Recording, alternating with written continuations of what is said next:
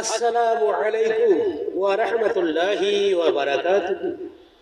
আউযু বিল্লাহি মিনাশ শাইতানির রাজীম। বিসমিল্লাহির রহমানির রহিম।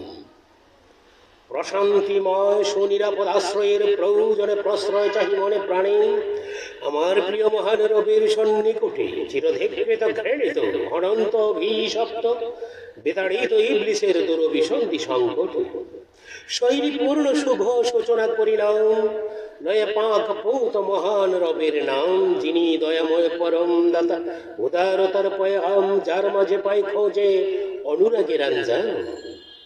করহে স্মরণ যেই দিন যেই ক্ষণ পর্বতমালাকে করব আমি সঞ্চালন, এবং আপনি ভুবনকে দেখবেন উন্মুক্ত এক প্রান্তর যেমন।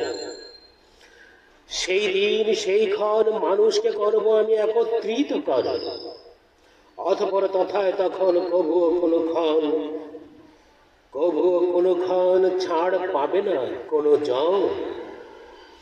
আর তথায় গতবে তব মহান রবের নিকটে তাদেরকে পেশ করা হবে সারিবদ্ধভাবে, এবং তাদের বলা হবে, এসে গেছে মোর কাছে, তোমরা তবে সৃজন করেছিলাম ইতিপূর্বে তোমাদের যেইভাবে, অথচ তোমরা তো ভাবিতে তখন বিশেষ করে তোমাদের ব্যাপারে আমি হাজির করিব না কোনো ক্ষণ আমার ওয়াদাকৃত লাগন।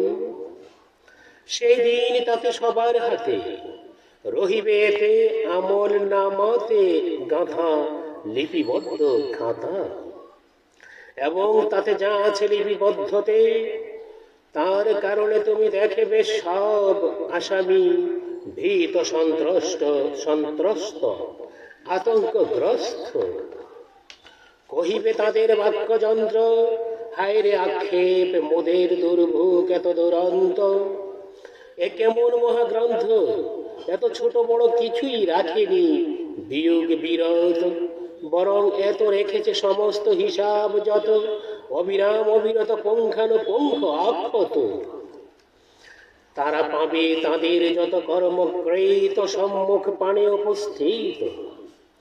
তোমার রব মহান অধিপতি করেন না জুলুম কারু প্রতি।